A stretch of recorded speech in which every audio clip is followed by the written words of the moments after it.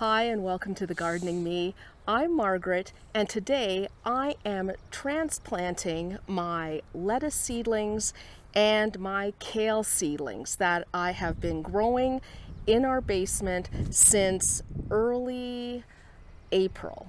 So these are about 4 weeks old or so. I think the kale might be a little bit older. And it's finally great weather around here. The temperatures were cool for so long. Everything is delayed by, I think, at least a couple of weeks.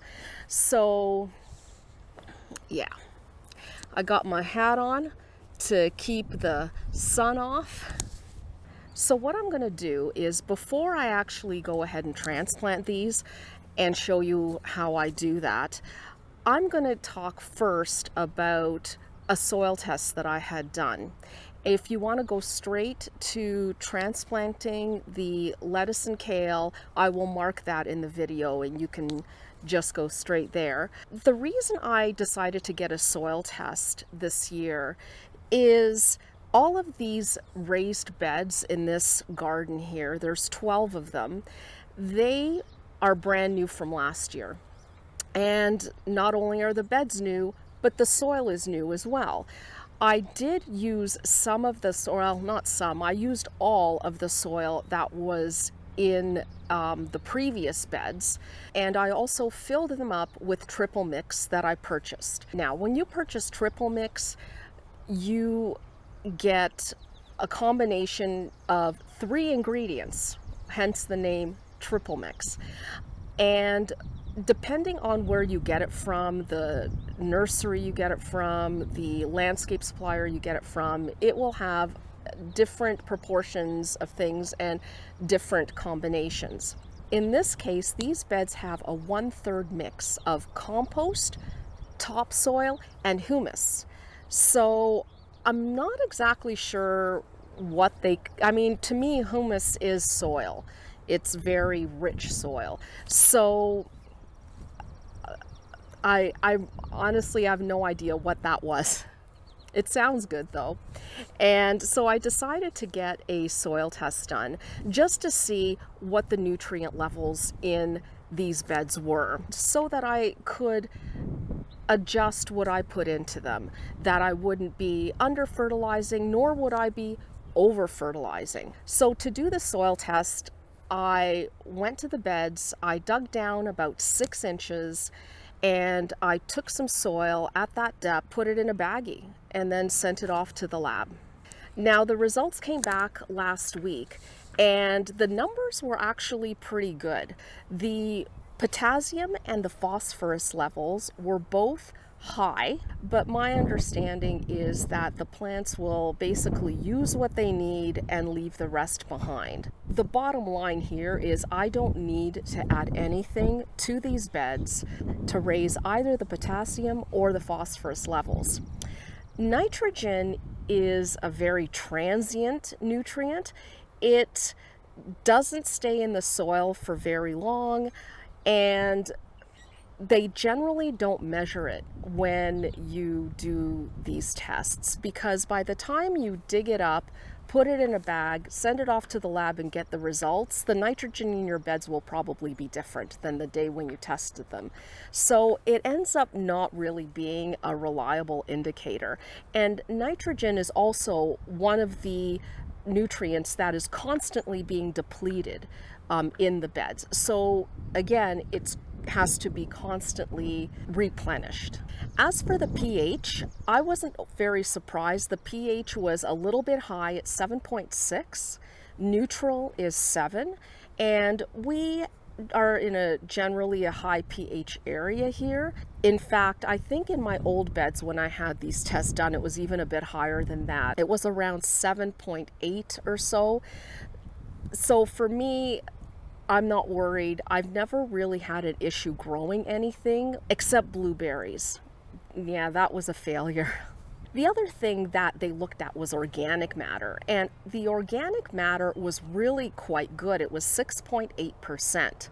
So ideally, you're looking at an organic matter level of between 3 and 6%.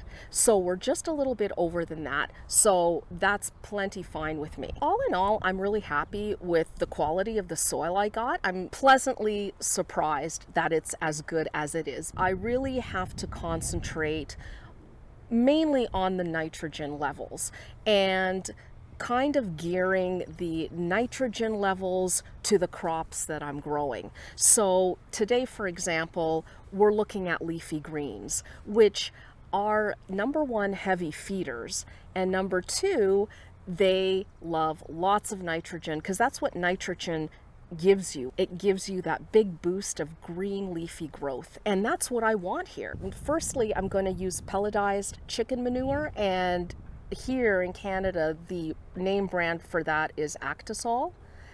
Secondly, I'm also going to be using organic soybean meal, and that has quite a high nitrogen content. It's in the 6-7% range, which for an organic fertilizer is pretty high. Next, I'm going to be using kelp meal, and kelp meal provides a lot of micronutrients. And lastly, normally I would top these beds with a 1/2-inch layer of compost, but I don't have any compost this year. Unfortunately, we got rid of we had this trailer, a utility trailer. It was a little bit dilapidated. I was actually getting concerned about lugging big loads of soil and mulch on it, and so we decided last fall just to get rid of it. And we haven't gotten around to purchasing a new one.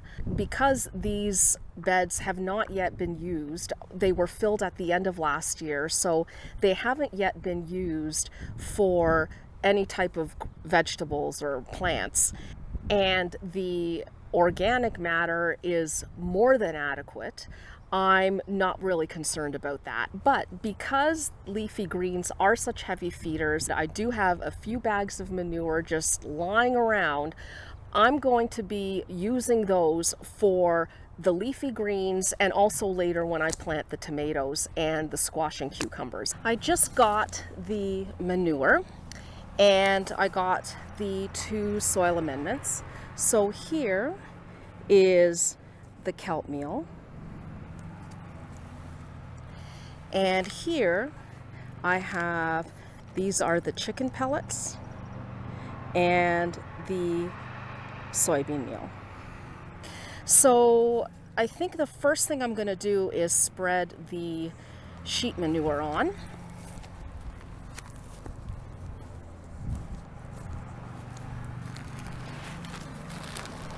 There's no delicate way of doing these things, unfortunately.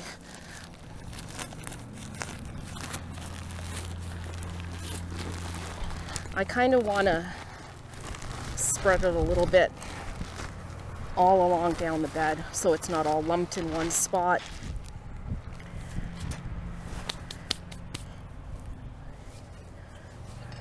So now I'm just using my, I don't know what this is called, cultivator. Even using my cultivator, I'm just gonna kind of spread it around a little bit, just so it's more or less evenly distributed in the bed. And now I'm going to add my kelp meal, and again, just sprinkle this on and evenly distribute it.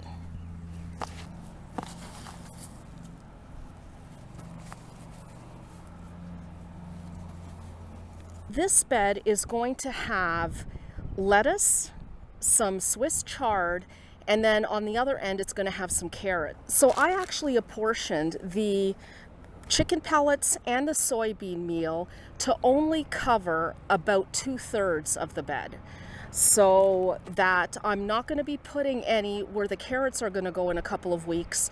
I'm only concentrating on the parts where the Swiss chard and the lettuce are going.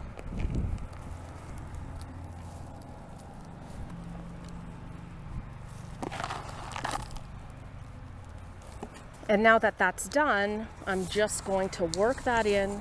When you're using the cultivator, this is just to work it into the top inch or so of the soil. I'm not really going down that deep. at all. I just want to kind of work it into that top inch,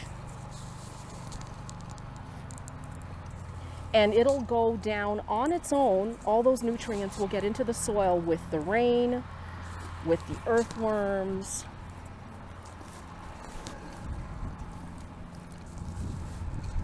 Okay, so here is the lettuce. I have 6 varieties, and I'll just briefly describe each one.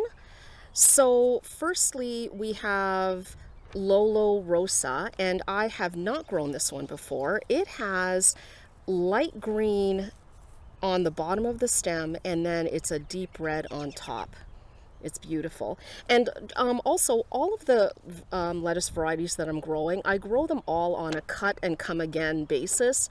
So I don't generally harvest entire heads until it's getting to the end of the season, or I know that the lettuce will probably be bolting or something like that. And then I may go in and just harvest an entire head at once. But generally speaking, I do harvest them as cut and come again. I'll just harvest individual leaves, and it just keeps growing and growing and growing until it bolts, and because it gets too hot or whatever. So that one's Lollo Rossa. Next is Flashy Butter Gem. And this one is a romaine type of lettuce, and as you can see, it's beautiful. It's like a green, but it's heavily dappled with red on it. And this one apparently is high yielding as well. Next, Blushed Butter Costs. I sowed a bunch of them and only one came up, and I was getting worried. I wasn't sure whether that one was going to survive or not. So I actually ended up sowing another one. So I have another little pack here with a few in here. And this one apparently has a sweet flavor and dense leaves. Next is Concept Batavian, and personally, Batavian lettuces are my absolute favorite because their flavor is so sweet and they have a very beautiful texture. The leaves are thick and succulent, and they can hold up to the heat really well, I found.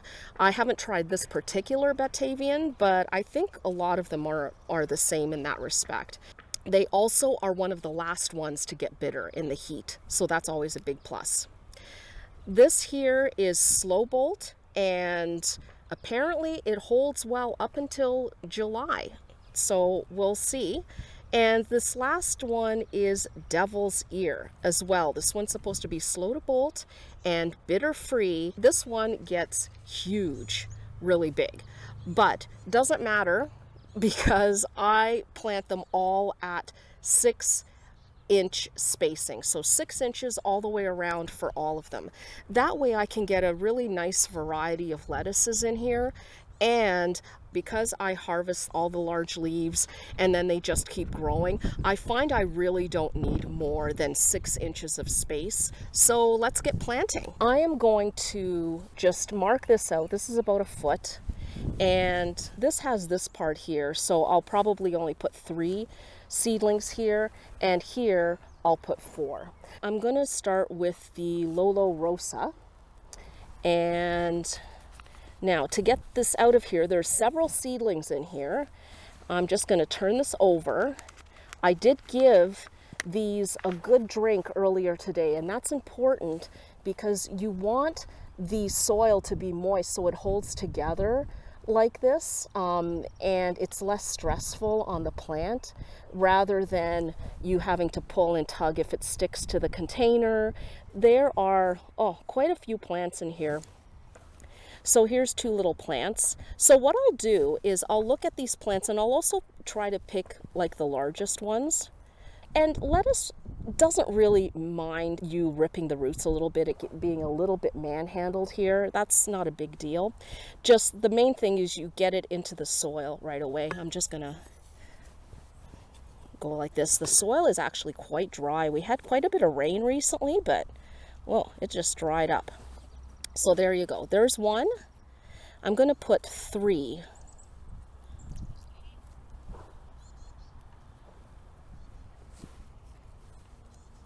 Here.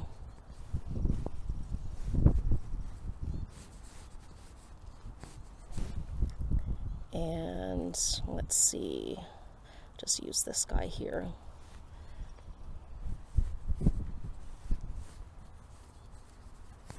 this is Flashy Butter Gem. And here, oh, see, here I have, here you go. I have a really beautiful one here, which I'm going to just put here. But you can see here I have this little tiny guy. I don't think I'm going to use him. So as it turns out, it looks like I only have 2 of the Flashy Butter Gems.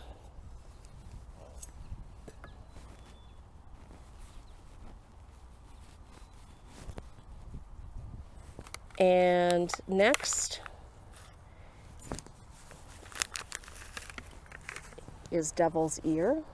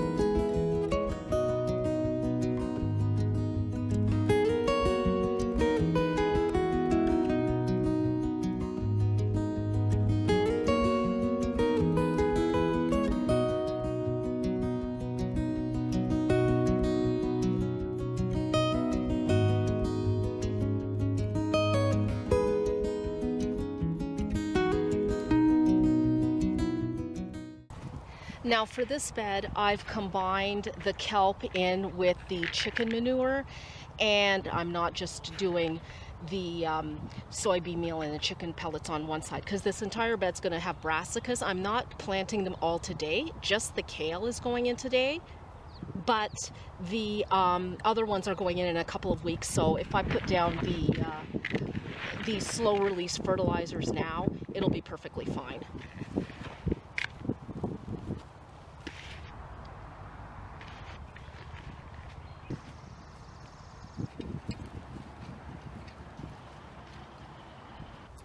Okay, for the kale, I'm going to be planting them about 12 inches apart, but I am going to be leaving a bit of space around them, and I am going to be doing staggered planting. I have 8 plants here. These are the kale varieties that I sowed a while back on a video. And what I'm going to do is I'm going about 12 inches in from the end of the bed. And I'm going to put 3 12 inches apart in the middle, so it'll be 12 inches here, then 3, and then another foot in, so another 12 inches, and here I'm going to stagger them in between those two. So let's just get started. I'll show you what I mean. So right on the 1 foot line,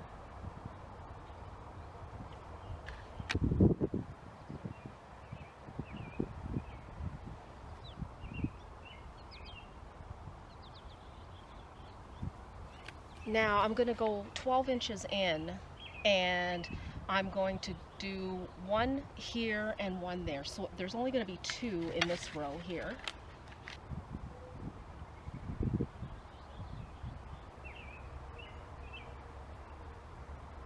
And then I'm going to come out another 12 inches here, and I'm going to do another 3. 1, 2, 3. And that'll be all the 8 that I'm doing.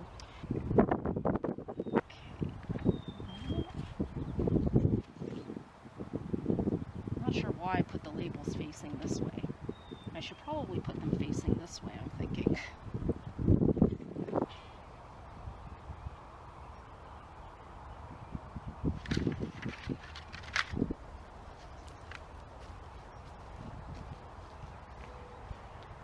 So we're all planted up. There is the lettuce. I actually used one extra row more than I thought I would, but that's okay. And it's funny because that doesn't look like a lot of lettuce, but I'm telling you that even one row of lettuce is a lot. You can get a ton of lettuce harvested from one little 1x4 row. I just wanted to try a bunch of different varieties, and for lettuce specifically, I like to plant at least 2 or 3 or 4 plants of each variety, so this is what I ended up with. And here we have the kale, 8 little kale plants. So we're all planted up. Yay! First planting of the season. I probably would have had quite a bit more planted up. I haven't even put in peas or anything yet, just because I do not have this area properly protected against rabbits yet. I'm right at the beginning stages of that. I am figuring out how I'm going to do that with the hardware cloth, figuring out how I'm going to cut it, how I'm going to put it on. I mean, I already kind of knew all these things, but you know how it is with stuff like this. Until you actually do it, you don't really know if it's going to work like you think it's going to work or look like you think it's going to look, that kind of thing. So, but I'm just at the beginning stages, as I said, of doing that, and I think it's going to be okay. In the meantime, these guys are completely out in the open, and there's rabbits. I've seen them already this year. So I'm going to have to figure out something. I'll be thinking about that in the next hour or so. I'm thinking either putting some netting on, or I also have the screening that I can use and just maybe put some stakes on the ends and put screening around it. Thankfully, our rabbits around here are not overly ambitious about getting into things. So as long as it's covered with something, they will stay away from it. They won't really do anything with it. Yeah, I have to think on that, and I definitely have to get to that in the next hour or so. I can't leave it like this overnight, because if I do, there's a high probability that all of this will be gone. I will sign off for now. If I have an opportunity, once I finagle something to protect this, I might get the camera out again and just show you what I've done. But otherwise, I will see you next time. Thanks for watching. Bye. This is what I ended up doing. This is not the kind of netting that you put over. It's almost like a window screening type of stuff. But I didn't really want to put anything over it, like Agribon or anything like that. So, because I still want to access in here and be able to water and weed easily for now. So that is what I have done. Our rabbits here are not adventurous, thank goodness. Of course, now that I say that, I'll probably come out here tomorrow and find a rabbit in here. What the nutrient levels in these beds were, so that I could adjust the, I feel like I have something crawling down my back.